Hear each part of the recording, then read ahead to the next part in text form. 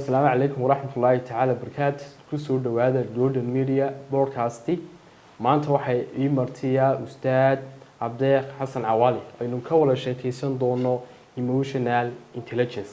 Intaynu mowduucan ku kala jirno emotional intelligence-ga waxaynu awoodda saari doonaa waa maxay emotional intelligence-ga, yaa u baahan, muxuu ka kooban yahay, sidee buu xiriirada u dhisaa, iyo sidoo kale personal growth. intaynu mowduucan bilaabin waxaan soo dhaweyn doonaa ustaadka waa kuma ustaad Cabdeeq halka uu ku dhashay iyo heerarkiisa waxbarasho. soo dhaweysaan. السلام عليكم ورحمة الله تعالى وبركاته. إلهي سبحانه وتعالى ما هذا أنا سugnaatay noo suurtagelay in aan isku nimaadno. waxaan u mahadnaqayaa sidoo kale Golden Broadcast oo fursadan iyada ah soo gudbisay. dabcan warbaahintii ugu horeysay ee gobolka Awdal ama ay dhahdaba Boorama shaqadan intana bilowday meelaha kale inta badan ay ka jirtaa. inta ka bacdi Cabdeeq Xasan Cawaale waa magacayga. waxaan ku dhashay Boorama. waxbarashadeeda heerasha kala duwan ilaa degree waxaan ku qaatay wadanka. waxaan ka baxay jaamacadda Amuud first degree public health. masterta waxaan ku soo sameeyay Bangladesh. halka waxaan ka qaatay masterta koowaad oo ahayd epidemiology. masterta labaadna human resource management bay ahayd. markaan wadanka ku soo noqday kadib waxaan sidoo kale waxbarashadeeda waan sii watay Amuud University. يعني associate master ama wax loo yaqaan postgraduate diploma in psychology general psychology aan ka qaatay. imikana waxaan candidate u ahay ama wada shahaado kale oo saddexaad oo iyaduna master oo infectious and tropical disease loo yaqaano jaamacadda Harmaya. si kooban markaas intaasi waa heerkayga waxbarasho. si guud ilaa laga soo bilaabo sanadkii 2011 ilaa maanta waxaan ahaa kulli shakhsi bulshada ku dhex jira waliba caan ku ah dhanka waxbarashada iyo dhalinyarta waxbaro. waxaan ku soo bilaabay dhanka Englishka shaqooyin kala duwan soo qabtay. markaan iska soo koobno haatan waxaan ka ahay gudoomiye ku-xigeenka jaamacadda Hon International University ama si kala daan u sheego academic deanka jaamacadda Hon International University mukhtasar ahaan anoo koobno intaas. aad ugu faraxsanahay inaan caawilo sheekaysan doono ustaad Cabdeeq Xasan Cawaale. ustaad mowduucan caawil ka wada sheekaysanayno wuxuu ahaa emotional intelligence. saynu u fahanno waa maxay guud ahaan emotional intelligence af Soomaali ahaan iyo si guud wuxuu ka hadlo. بسم الله. topic ما أنت كادي دونه طبعا هو topic هذا مهم مجلس emotional intelligence بالله نحضر. تبلد حام بانو معناه إنه كل واحد بعن تيري بحين تذكر صومالي قاعد كوي يقعنين كفرستان. واحد لكن يقول ما كتشمل حام معناه حلورنا إياه. قف قاب كوو كان ترى له عادفات كيسيا درميد الحسية يلا نحضر. هذا ما كان سيمبلي عن صاق هو بمحيط emotional intelligence سيدابه وشقيسة. كلمة emotional intelligence لبك كلمة ضد كقبان تاي واحد لسكو دري emotion ي intelligence. emotion سيسو حلا وعاطفات dadka bini'aadamka ilaahay wuxuu siiyay caatifaad oo ku abuuran caatifaadkaasi laba ka kooban yihiin positive iyo negative ama waxa loo yaqaan positive emotions ama negative emotions labaduba way jiraan qofkuna uu ku dhashaaba sideedaba caatifaadkaasi waxay lugta ku asalka ku hayaan oo ay ku dhisan yihiin waxa loo yaqaan personality-ga shakhsiyadda ay ku dhisan yihiin shakhsiyadduna waa waxa dadka bini'aadamka kala duwan ee dadku qaababkan ay kula dhaqmayaan qofba uu wax jecel yahay wax nacayo kala duwanaanshaha bini'aadamka waxa keenay waa shakhsiyadda personal shakhsiyadda marka la qeexayo waxa la dhaxdaa the way the person thinks, feels and behaves in a unique ways called personality. qaabka qofku simply uu fikro fikirkiisaasi qaabka uu keeno dareenka jirkiisa ku soo dhacaya dareenkaasina qaabka uu dhaliyo ficilka uu qaadayo taaba la oranayaa shakhsiyad. taasina qof kasta qofka kale uu kaga duwan yahay. shakhsiyaddan waxa saameyn toos ah ku leh waxa loo yaqaano caadifaadka qofka ilaahay siyaad toos u leh. ayad quraan jirto fa alhamaha fujuraha wa taqwaha. oo ilaahay wuxuu noo sheegayaa dadka bini'aadamka horta isagu inuu abuuray deetana uu labada shakhsiyadu qofkii positive ka ahay ee wanaagsanayd ee dhanka positive iyo dhanka negative ka labadaba qofku haystaa oo qofku ama waa positive oo the emotionally positive ka haysta emotionally negative kana oo haysta marka halkaas waa caatifaad baa marka loo dhaniya labadani positive iyo negative ku xaaladaha kala duwan qofku maray waa shaqeeya oo kolba mid baa badanaysa midna way yaraanaysa marka taalo qofka shakhsiyadiisa iyo horumarkiisa iyo meesha uu gaaraya waxay ku xidhan tahay isagu awoodda siiyo oo bilaadka markuu ilaahay labadiiba siiyay oo dhankii xumayd iyo dhankii wanaagsan dadku labadaba ay haystaan haddii ilaahay wuxuu ugu daray qofku inuu yeesho choice doorashan ka wada doorashada micnaheedu waxay ka dhigan tahay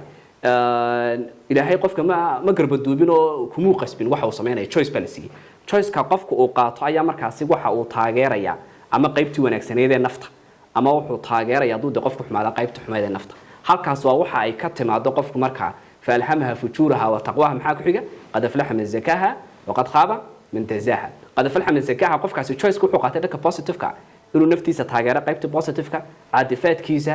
iyo qaabka uu fikiraya dhammaan waxay ka amar qaadanaysaa ilaahay waajibaadkiisa iyo wuxuu doonayay markaa ay dhageysanaysaa qofka kale ee taa qaadan waana dhankii negative ku bisu guud noqonaysa marka labadan qofku choice ka tuu taageero noqonaysa marka emotion dabcan halka ka imanaya marka laga hadlayo kelmadda emotion sidaa bay ku dhalataa oo de shakhsiyaadka kala duwanaaba keenaya marka hadaba laga hadlayo intelligence ina kelmadani waa aqli badni ama fahmid waa lagu macneyn karaa hase hataa labadooda marka la soo geeyo waxa la oranayaa emotional intelligence hadaba definition caynkeeya iyo yeelanaysa emotional intelligence marka la qeexayo dabcan emotional intelligence waa marka la qeexay shay ay ka koobantay 5 different elements shay isku tagaa marka keenay emotional intelligence shayga koowaad ee marka la qeexay emotional intelligence la isticmaalo waxa la emotional intelligence simply it's how waa qaabka qofku u barto recognize kelmadu waxay isticmaal recognize how individual recognize qaabka qofku uu fahmayo kelmadu fahmayo way macna balaadanta uu fahmay maxaa ka wada qaabka qofku uu garanayo caadifaadkiisan ku soo dhacaya maxay tusaale u xanaaqay qofka markuu xanaaqo wax diido xanaaqayo waxa uu diido maxay amrayaan inuu horta fahmo xanaaqani muxuu ku amraya ama caadifada kale qofka ilaahay ku abuuray ku dhalinaysa maxay amraysaa to recognize qofku inuu fahmo uu ogaado deetana markuu ogaado waa inuu daba galo uu yiraahdo caadifadani maxay amraysaa maxay sameey leedahay soo qofka dadka qaar markay xanaaqaan way caytamaan waxbay dilaan may dadkii lama hadlaan iyo wixii kale afcaal ay qaban karaan bay sameeyaan hadaba si tan loo xaliyo qofku wuxuu baranayaa to recognize his own emotions or her own emotions qofku inuu barto caadifaadkiisa qaabku kan tahay oo markuu xaalad galo xaaladaasi sidee buu naftiisa u baran lahaa recognize laba waxaan ogaanay maxaa keenaya oo waxa ka dhalanaysa self awareness qofku inuu isbarto markuu qofku isbartana waxa ka dhalanaysa qofku inuu maamuli karo caadifaadkiisa marka si kooban markaan sheegnay emotional intelligence waxa orana waa qaabka qofku uu ogaado caadifaadka ku soo dhacaya caadifaadkaasi waxay amrayaan waxa ka dhalan kara iyo ugu dambeyn waxa ay u sheegayso caadifaadkiisa hadduu qofku yeelo maxaa ka dhalan kara sidee bay u saameyn kartaa xiriirka dadka uu la leeyahay iyo mustaqbalkiisa nololeed inta qofku inuu fahmaa loo oranayaa simple emotional intelligence aad baan mahadsantahay waxaynu fahanay si guud waxa uu ka koobnaa emotional intelligence-gu iyo af Soomaali ahaanba iri bixintii marka aad halka sharaxaysay usad waxa soo hadal qaatay soo qof u kan karo inuu barto sewa awareness inuu yeesho qofku soo yeelan kara ayaba dadka qaarinay raanu eriga ugu soo noqdo laakiin qofku isagu soo baran karaayo self awareness fiican soo qof u yeelan kara masi wanaagsan self awareness ka intaan gaarsiin bal waxa raada qof kasto bilaadan oo naga midi caadifaadka positive ka negative dadku labada waliya saa hore u sheegay qof aan xanaaqina dadka kuma jiro qofku xanaaqa mid salaam ximay markuu qofku xanaaqo waxa la isweydiinayaa had xanaaqdide qofkaanadu xanaaqaysaa ma yahay qofkii ku mudnaa in loo xanaaqood caadifaadka noocaas aad qaad laba waxaad isweydiinaysaa waxaad ku xanaaqday ma yahay wax sababaysan qofka in loogu xanaaqay tahay saddex qofku wuxuu isweydiinayaa had xanaaqdide xanaaqani digriigii qofka aad ku levelkii aad ku ilaalin lahayd marka qaar baa qarxa oo dhaafaba inta loogu tala galay wixii iska simple waxaad isweydiinaysaa maya xilliga ku habooneed qofkan xanaaqaaga aad u bandhiganaysa miyaa la gaaray maya waxaad isweydiinaysaa sidee baan ugu bandhiganay haddaan u bandhiganay marka bilaadanka oo dhan baa taa horta ka siman dhanka xanaaqa hase ahaatee emotional intelligence-gu laba group bay markaa u kala bixi doontaa qofka ay ka caawinaysa mar waa nafsiyan isaga baa isbaranaya wuxuu ogaanaya caadifaadkiisa isaga waxa ku soo dhacaya caadifaadkiisani waxay amrayaan iyo sidoo caadifaadkiisa u control si uuna ficil xun iyo hadal xun uga tagin oo xiriirkii dadka ula laha xumaynaya taa ka soo horjeedkayga qofka emotional intelligence galay wuxuu awood u yeelanayaa inuu dadka kale caadifaadkooda fahmi karo oo dadka kale akhrisan karo baran karo mar alaale markuu qofka dadka kale akhrisan karo baran karo waxa uu salaananaysa laftarkiisu inuu xiriir fiican dadka la sameeyo oo dadka sidooda waxay jecel yihiin dadka caadifaadkooda fahma taale iyagoo waxba ku sheegin ama waxay dareemayaan dabcan inaad qofka la dareento oo uu muujiso dareenka haysta mid lamida qofka marka uu ku soo dhawaanaya closeness ka ku soo dhawaashaas wuxuu keenay xiriir fiican qofkii inuu idin ka dhaxeeyo una ka tagin emotional intelligence si guud markaan uga hadlayna waxay ka koobnaan doontaa 5 element markaan leegnay waa shayada ay ku dhisan tahay 5 tiir bay ku dhisan tahay 5 tiir qofka hadduu fahmo wuxuu garanayaa qaabkeedu caadifaadkiisa u kantooro tiirka koowaad waxa loo yaqaanaa waa kiimikaad weydiinaysay waxa ka la dhaxdaa self awareness Soomaali markaan ku sheegnay self awareness ku xiraada iska warqab nafeed sidoo qof markaas kaga warqabaya dad su'aashu weey maxayna tahay iska warqab nafeed self awareness symbol waxa la dhaxdaa waa qaabka qofku uu u ogaanayo ee uu u baranayo caadifaadka ku soo dhacaya horta maxay he defines what kind of feelings do I have dareema caynkee ku soo dhacaya waa laba wuxuu garanayaa qofkan dareenkan ku soo dhacaya waxa uu amrayo inuu sameeyo saddex wuxuu isweydiinaya waxaanu amraya hadduu sameeyo waxa mustaqbalka ka dhalan kara iyo xidhiirka dadka uu la leeyahay iminka dee uu qofkan uu ku xanaaqsan yahay ama wuxuu ku diidan yahay ama wuxuu ka tabanayo hadduu caadifaadkaasi waxay amrayaan uu yeeluu sameeyo maxaa ka dhalan kara mustaqbalka taas marka qofka waxay u keenaysaa isbarasho nafeed ayaa markaa min self awareness simple markaan soo koobno self awareness waxay leedahay qofku inuuna jeel ugu jirin caadifaadkiisa oo waxaan ka wadaa wax alaale waxay caadifaadkiisu amraan inuuna sameeyo xanaaqo qofka bologare ma yasaa samee ay dil waxa kale uu jawaab nooc qofkii marka caadifaadkiisa jeel uguma jira wuxuu noqonayaa qof isagu aqli badan oo iskantaroolo yaqaan caadifaadkaaga noloshaada inayna ku dhaafin marka self awareness qofku waxay u suurto gelinaysaa inuu barto qofkani muxuu ku xoogan yahay self strength-ka muxuu ku xoogan yahay uu haystaa ku wanaagsan yahay labana waxay u suurto gelinaysaa inuu yaqaan qofkani muxuu ku liitaa oo weaknesses baa la dhahdaayo qofka labada shay hadduu yaqaano qof ahaan uu isqeexay uu yaqaanaa cidda uu yahay taasi marka qofku waxay u suurto gelinaysaa simply inuu markaa naftiisii bartay marka barashada nafeed baa ka horeysa wax kasta self awareness-ka waa qodobka koowaad marka important oo simple definition ka siinay ya self awareness-ka loo dhan haddaba su'aal baan isweydiinaynaa dadka le self awareness-ka maxaa lagu yaqaanaa waxa laga dadku inay isweydiiyaan markay programka daawadaan ma leeyahay self awareness marka jawaabti inaan sinaan u baahanay qofka self awareness-ka le ee iska warqab nafeed leh waa qof awood u leh dadka inuu ula dhaqmo si degan oo maxaa keenay qofku inuu dadka si degan ula dhaqmo maadaama uu qofkii uu caadifaadkiisa ku soo dhacaya isagu ka adag yahay og yahayna waxay amrayaan caadifaadkani taasi waxay keenaysaa deganaansho nafeed bay keenaysaa deganaanshaha nafeedna qofku qaabka dadka uga falcelinaya waxay noqonaysaa qaab degan oo dadka ay isku fahmi karayaan hadduu ama dad la shaqeynaya ha ahaado ama dad uu adeegaya ha noqoto ama xaaskiisa hadduu nin yahay ama xaaskeyga hadday tahay gabadh iyo dadka kale ee bulshada xiriirka lahaa midkay doontaa noqoto kow astaanta koowaad qofku iska eegaya inuu self awareness leeyahay kale isagoo xaalad caadifadiisan ku jira awoodna u leeyahay inuu dadka si degan ula dhaqmo oona markaasi xadkiisa u dhaafin qodobka labaad ee lagu yaqaan calaamada labaad ee lagu garano qofka self awareness waxa weeye waxa loo yaqaan to make decision in a state of mental calm taas micnaheedu ka dhigto qof mar alaale markuu go'aan qaadanayo noloshu choices badan bayna siisaa waxyaabo badan bay nagu qasbaysaa inaan go'aan ka qaadano shayga markaan doonayno inaan go'aanka ka qaadano intuuna qofku go'aan qaadan waa inuu xaalad degan kaga fikiro go'aanka uu qaadanayo isagoo caadifadiisnay simple markaan soo koobno oo waxaan ka wada tusaale qof baa imika qofku ku xanaaqay qofku wax ku diiday qofku wax ka tabanaya ama maamulo ahaado ama cid xidhiir la lahaado ama shaqaale ahaado xaaladdu doonaba qofka ku jiray markuu doonayo inuu markaa go'aan qaato su'aal buu qofku isweydiinaya ma uga fikiri karaa xaaladda go'aankan ka qaadanayo anoo degan oo caadifadiisnayn caadifadanka positive-ka oo hadduu doono qofku markuu jacayl badan hayo uu shay aad u doonayo mar inta badan kama fikrin negative-ka dhanka positive-kun baa awoodda saaraa qofka hadduu xanaaqsan yahay uu shaygan ku xanaaqsan yahayna ama wax diidan yahay dhanka negative-kun baa awoodda saaraa labadaaba qofku inuu iska saaraa la doonaya markaa su-aal buu isweydiinaya awoodna u leeyahay markaan xaaladda noocaasa ku jiro inaan labadiiba keeni karaba tusaale qof baan ku xanaaqsanahay ama qofkani qofkuuba diidan yahay ka soo qaad qofkani awoodna u leeyahay qofkan uu diidan yahay ee uu haysto inuu tuxi karo wixii wanaagu ku haystay ee qofkani maanta qofka hadduu maalin wax kugu sameeyo awal muu xumeynay marka waa inuu qofka awood u yeesho tusaale hebel ama heblaayo oo maanta wax ka tabanayo waxanoo dhan oo wanaagaan ku haystaa waxanoo negative-na waan ku haystaa deeto qofku muxuu miisaamayaa positive-kii iyo negative-kii ciddan uu miisaan haddii markaa qofka ay u soo baxdo inuu qofkani wanaagga uu ku haystaa ay ka badan tahay waxa uu ku diidan yahay dee markasta caqliga saxdii wuxuu sheegayaa inuu doorto dee dhankii wanaagii qofkii xidhiirkiisii ilaashado tusaale qofku shaqo kaluu joogaa mee shaqadiiba cadaadis wuxuu kaga yimid waa inuu positive-kayga iyo negative-kayga taxo marka qofku inuu xaalad uu degan yahay uu ku fikiro oo negative-kii positive-kii shayga uu tixi karo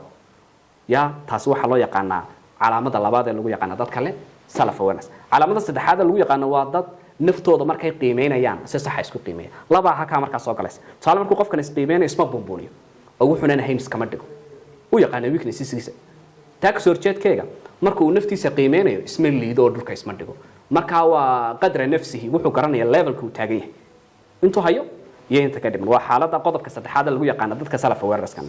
oo talabaad taasi markaa maxay u keenaysaa markuu qofku xaaladda saddexaad ku jiro inuu naftiisa si fiican u qiimeyn karo waxay u keenaysaa qofkaasi furfurnaansho nafeed bay keenaysaa tusaale inuu dhagaysan karo cidda ka cabanaysa inuu isagoo laga cabanayo wax laga diidan yaho la dhaleecaynayo wax la leeyahay awood u yeesho inuu still noqdo qof markaasi degan oo absorbi garayn kara ma qaadan kara xogtii wax loo sheegay saddex qodob baan soo sheegnay lagu yaqaano dadka self awareness kale qodobka afraad ku darayo waa dad kalsooni leh quietly confident waa dad kalsooni aad u badan leh kalsoonidu macnaheedu marka qaar si qaldan loo fahmo of confident waxa la jiro qofku marka qaar jar ka toori karta oo qofkiyo intuu wax kasta jiro yiraahdo de kalsooni baan leh kalsoonidu waxa weeye inuu aqli iyo logic la socdo oo tusaale suurtagal ma tahay waxaan ku kalsoonahay oo ma yahay wax awoodaydiya oo aan qaban karo oo awood u leh kalsooni nafeed qof marka naftiisa ku qanacsan aan siisayn qof yaqaana wuxuu ku awood badan yahay iyo ilaahay talentiga uu siiyey waa qodobka afraad lagu yaqaan qodobka ugu dambeeya lagu yaqaan qofka self awareness kale waxa weeye marka uu xaalad go'aan ka gaarayo ama uu shay qiimeynayo wuxuu sameeyaa accurate assessment means what waxa laga wadaa shayga wuxuu qiimeeyaa si cadaalad ah marka dhanna uma boodo imika maxaan soo fahnay qodobkii koowaad ee ka koobnayd emotional intelligence oo niri self awareness iska warqab nafeed waa tiirkii koowaad tiirkii labaad baan galaynaa horta intaan tiirka labaad aanan gelin waxaan rabaa in yar inaan ku daro qofku markuu dadka qaar bay isweydiin karaa tusaale intan iminka astaamaha hada sheegtay ma balihiba sidee baan u yeelan karaa markaa self awareness maya self awareness ka laftarkeegu maxay ka kooban tahay iyada laftarkeegu maxay ka kooban tahay labada inaan ku yar daraan u baahanay self awareness waxay ka kooban tahay saddex shay ka kooban tahay iminka astaamihii baan sheegnay waxay ka kooban tahay waa saddex shayga koowaad waxa loo yaqaan emotional awareness ka xoran soo qeexna maxaan idhi u isbartay qofka caadifaadkiisu yaqaana oo xaaladda uu galo dadka qaar waxa jira aad intelligent oo marka ay xanaaqaan is og inuu hadal xun iyo ficil xun ka tagayo ama way aamusaan meesha ka baxaan xaaladda ama taasir rasuulkiina sheekay sallallahu alayhi wasallam qofku markuu isagoo sare jooga tuu xanaaqay macquul tahay inuu fariisto haddii macquul tahay inuu seexdo ya inuu tukado wixii kale de la halmaalay qofku ku degayo sameeyo waa qodobka koowaad ee ka kooban tahay self awareness waxa kale ka kooban tahay loo yaqaano accurate self assessment waxa la macna tahay intii iminkan ka sheekeynayna waxay isku qiimeeyaan si cadaalad oo ah waxay ku fiican yihiin way og yihiin waxay ku liitaana way og yihiin ha qof wada anu strong baan hay oranaya ma oo wax kasta ku fiican wax iga dadkaanaba ugu sareeyaba iyo qof isliiday oo dhulkaas dhiga labadaba ma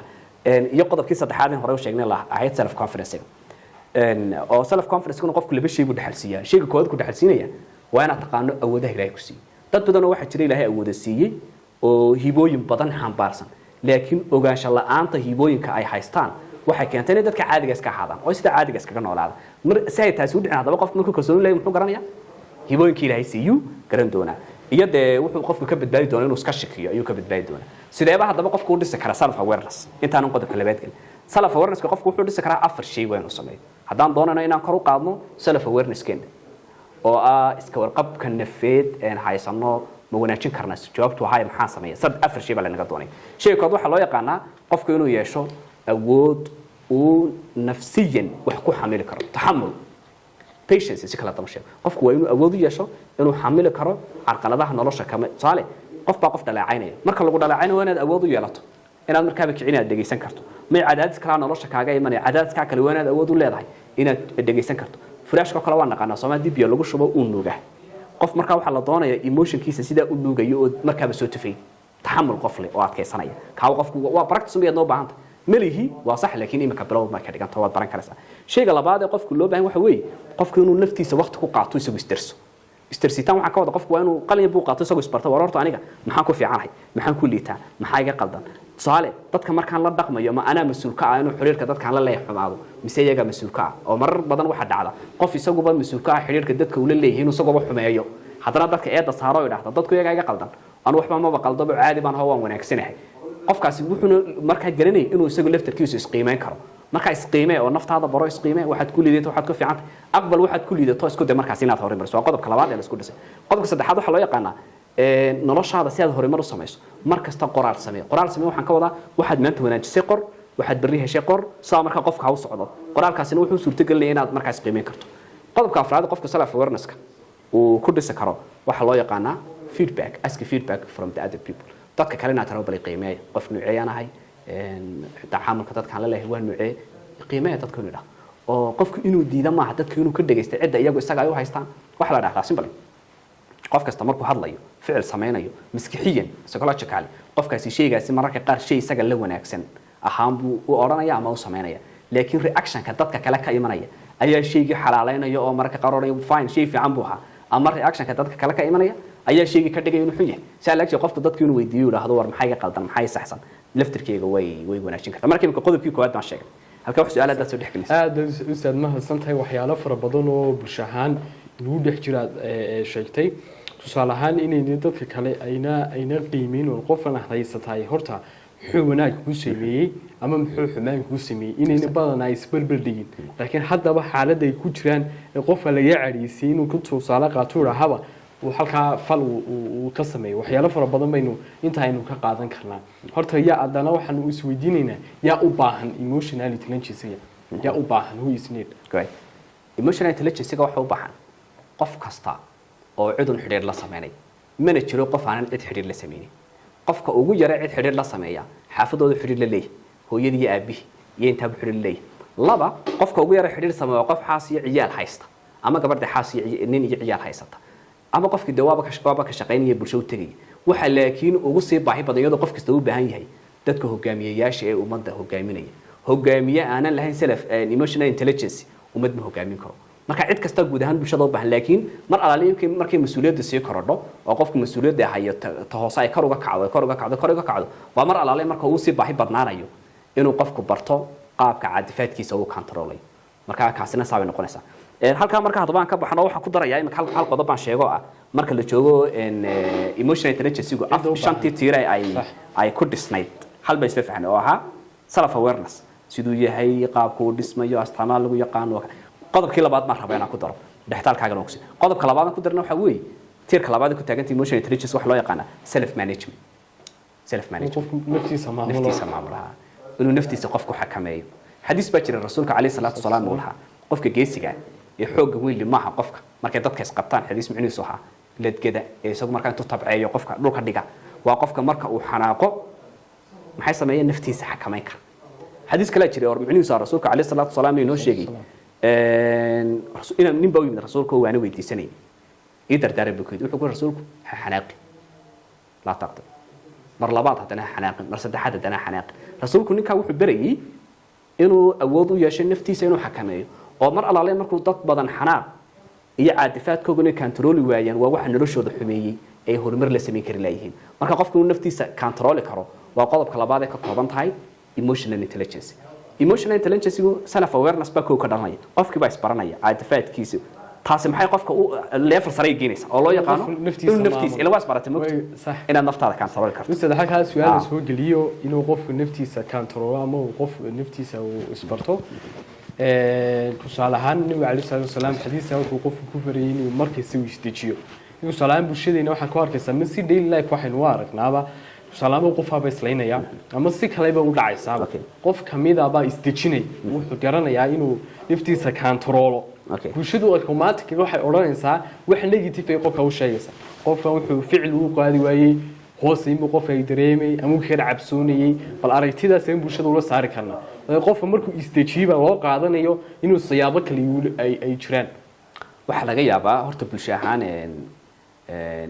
ma garan karo malaa waxba ka timid barbaarinta hoose inaga wax leenagu barbaaray wax iska celida marka waxa bulshada guud ahaanba ku yar waxa loo yaqaan tanaasulka oo qofka tusaale inuuna markasta argoos una ku jirin marka qaar dib u samro ayaa taba marka keenaysa de guryo badan baa u baabaa shaqooyin badan baa u baabaa dad badan bay xuluulka ugu xumaadaan kaliya qofka oo dadka kale reactionka iyo de jawaab celinta kaga imanaya xaaladda ku dhacday oo la oranayo waa miskiin iyo waxba iskama ceshiyo waa qofna waxa lagu oran doono qofka isagoo ka cabsanayo is adkeen ayuu dad badan xiriirka dadka ay la leeyihiin iyo wixii noloshooda ay ku guuleysan lahaayeen ay waayaan waa qof dadka kale raali gelinaya isaga tiisa burburinayo bay markaa noqonaysaa simple taa markaa waxa keenaya waa raali gelinta dadka kale qof ka shaqeynaya marka sida caadiga waxa loo baahan yahay qof haduu tanaasulo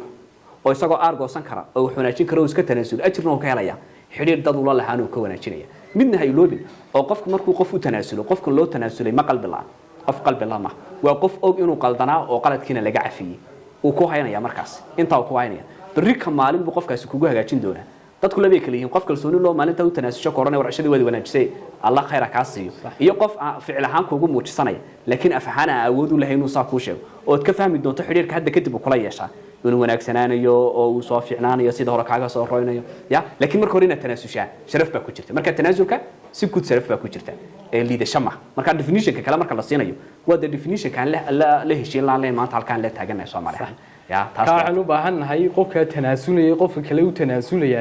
inuu ogaado inuu wuxuu ka tanaasulaya ay fiican tahay uu iska ilaaliyo inuu dadkii kale ku raali geliyo dadka kale u arkaan gees waxa intuu si ilaawo sawira qofka ma taqaanayay inuu sameeyo kisayro aad u gaaban baa jirto ma suufdan waa caan waxayna ka hadashaa inaanan isku dayin inaan dadka bili aadankaana raali gelin ama inaad wanaag samayso inaan markasta man ka warhayn waxa jiray oday iyo wiilkii uu dhalay waxa xaafad ka soo warabaxay xaafada ay ka soo warabaxeen waxay soo raaceen dameer oo horeyntii wiilkii ayaa dameerkii furo aabihii baa lugeynaya say u lugeynayeen bay dadka hor yimaadeenoo waxay ku dhaaheen waxay wiilkan bilaan naxariisay isagoo dameerka ku raaxaysanaya ee aabihii lugeynayo aabihii buu ku yidhi aabbo hee waxaa samaysaa aduu soo kor anuu ha lugeeya sidii bay sameeyeen dad baa ka hor yimiday waxay ku dhaaheen waxay aabbaha naxariiska daran leh ee isagoo dameerka raaxaysanaya soo kale wiilkiina bacaadka uu marayo labadoodii markii dambe waxay sameeyeen inay dameerkii ay hogaamiyaan dadkii haddana sida lamid waxay yidhaaheen in dadkii miina garan sida loo isticmaalo dameerka marka halkan waxaan ka go'aansanaynaa inaan isku dayna markasta raali geliso cid kale ee waxa adiga kuwa saxsan aad samayso ku socodsan waxa diiniin ha iyo maadiya masax waa sax marka qodobka labaad baan iminka bilaabayna loo yaqaano waxaan rabnaa in dadka nala socda ko maxaan baranay self awareness laba self management self management kiiba iminka ku jirna qofku naftiisa inuu maamulo self management waxa la yiraahdaa inner talk waxa la yiraahdaa qofku isaga nafsiyan isla sheekaysanaya markuu ficil qaad siraahdo wuxuu naftiisa u sheegayaa oo ku leeyahay war ficilka hebel oo heblaaya hadaad qaado maxaa ka dhalanaya su'aal bisweydiinaya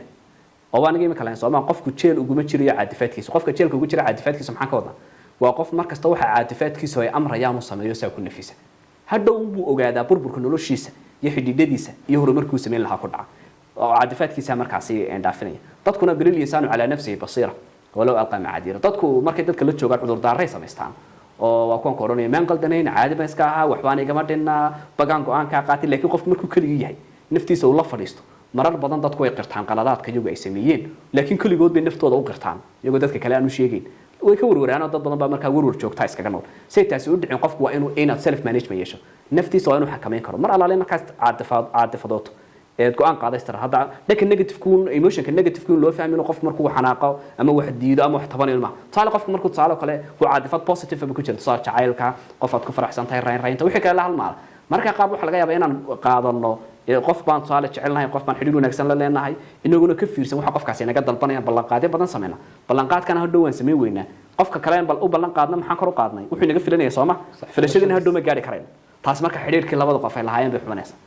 markasta waa inaad kantaroosho markaad xaalad wanaagsan ku jirto caadifaadkaaga kantarool markaad xaalad adig ku jirtana caadifaadkaaga kantarool si labada jeerba una ficiliya hadal dadka hadhow xumeeya kaaga bixin taabala marka self waa inner talk qofkii baa isla hadlay waxana loo yaqaanaa waa center of self and emotional intelligence self management wuxuu noqonayaa waa taawdub dhaxadka waa qofku inuu naftiisa inuu markaas noqdo qof emotional intelligent oo caadifaadkiisa kantarool qofka naftiisa la hadlaya wuxuu isweydiinayaa tusaale Suhayb oo kale imika waxbuu diiday oo xanaaqay qof baad markaa leedahay ka argooso sida wala dhaqan ficilkii aad qaadi lahayd intaanad qaadin inuu isweydiiso yaa leedahay fine kaba soo qaadado sameey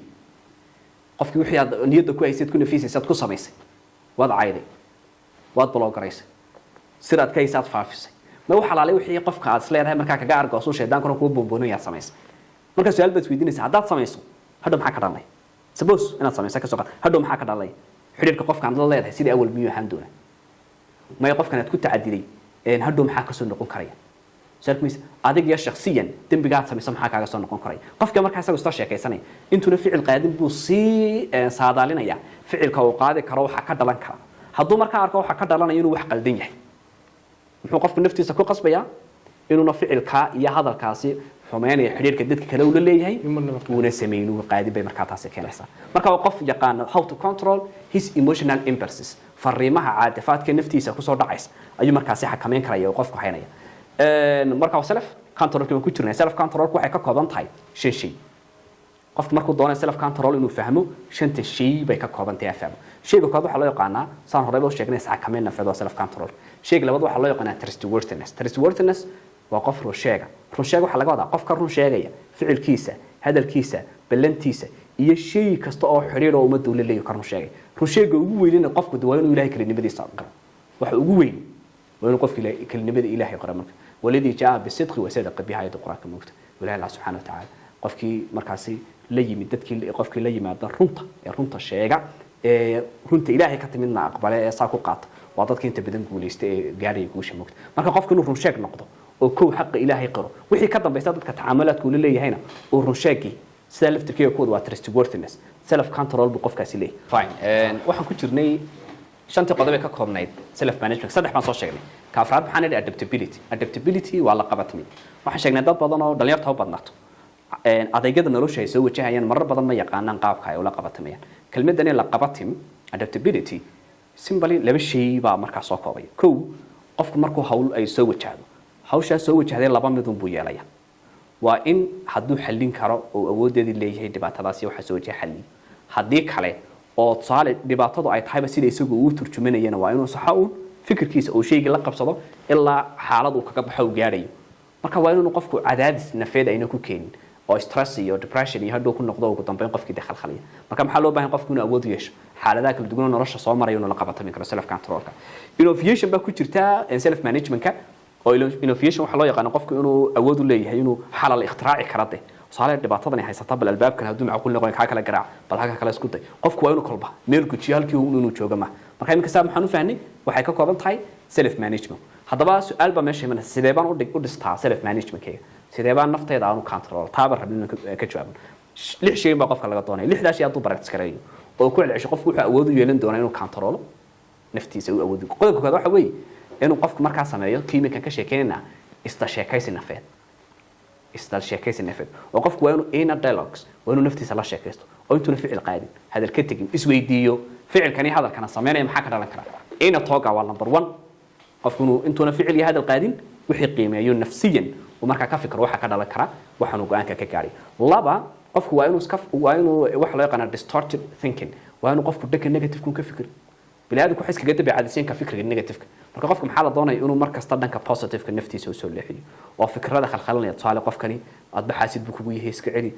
ama xaadiga miskiin ka dhigay qofkani uu kuma jecla qofkani markasta uu kula tartamaya la tartan qofkani iska celi waxyaabaha negative ka qofka dhanka negative kun laga arko uu saaray inuu taa yareeyo oo qofka dhanka positive ka weego qofka qof walaalkaaga waxaad ka sinaan kartaan baa jira wax isku kiisoo dhaweyn karaa jira ma yadan baaba isku qabtaan ma kala maarat wax kale inuu qofka positive ka fikra la doonaya marka qaar qodobka saddexaad waxa loo yaqaan qofku inuu hadal dabacsan oo naxariis iyo wanaag ku dheehan yahay markuu dadka kale la hadlayo wax la xalinayo oo shay qabanayno ku hadlo su'aal qofkii isku xanaaqsantihi oo tahaysaan inaanad sameyn hadal qofka dhaawaca ama marka qaar wax laga yaabaa laba qof oo is haystaba wax kale tabanaya qofkii kale qofka kale wuxuu ka tabanayo wuxuu ugu sheegtaa cay iyo aflagaad iyo inuu shakhsiyadda qofkani dhaawac marka qofkani waxa baad ka tabanaysaa waxa ka weyn waxaad ku tiri deeta waa la xalin karaa waxaad ku hayseen waxa laakiin qofkii ka bacay hadalkii